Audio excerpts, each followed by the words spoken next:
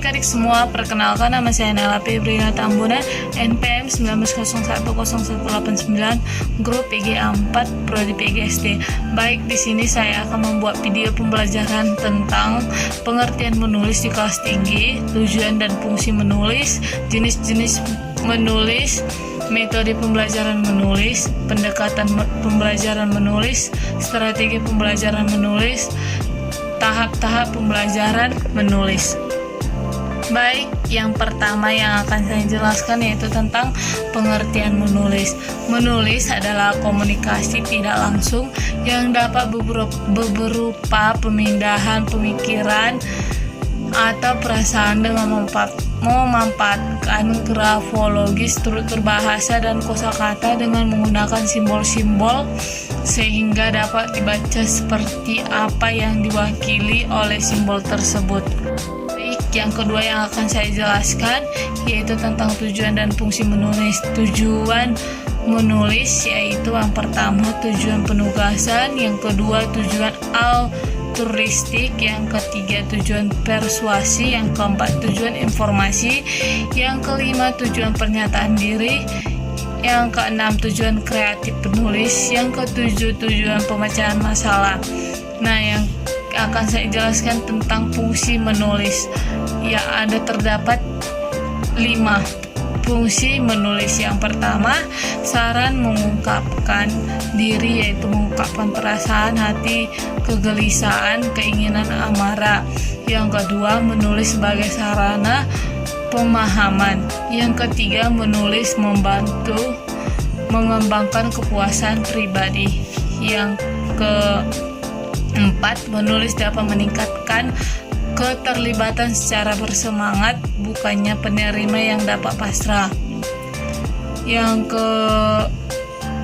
kelima, menulis mampu mengembangkan suatu pemahaman dan kemampuan menggunakan bahasa. Baik, yang ketiga yang akan saya jelaskan tentang jenis-jenis menulis di kelas tinggi. Yang pertama deskripsi, yang kedua narasi, yang ketiga argumentasi, yang keempat eksposisi. Yang keempat yang akan saya jelaskan yaitu tentang metode pembelajaran menulis di kelas tinggi. Dalam pembelajaran menulis dipergunakan beberapa metode, yaitu metode secara langsung atau pembelajaran langsung untuk mengembangkan belajar siswa, minat belajar siswa. Yang kedua, metode komunikatif, metode yang harus mencangkup semua keterampilan berbahasa. Yang ketiga, metode integratif, menyatukan beberapa aspek ke dalam satu proses.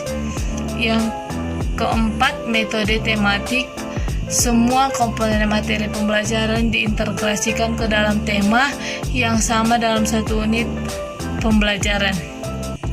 Yang kelima, metode konstruktivitif atau belajar itu menemukan. Yang ketujuh, metode kontekstual, pembelajaran dengan menggunakan metode ini mempermudah dalam pembelajaran menulis. Yang kelima yaitu tentang pendekatan pembelajaran menulis di kelas tinggi. Pendekatan pembelajaran menulis yang sering dijumpai di SD adalah sebagai berikut. Yang pertama, pendekatan komunikatif, pendekatan yang memfokuskan pada keterampilan peserta didik. Yang kedua, pendekatan integratif, pendekatan yang menekankan pada keterpaduan 4 aspek keterampilan berbahasa: menyimak, berbicara, membaca, dan menulis. Yang ketiga itu pendekatan keterampilan,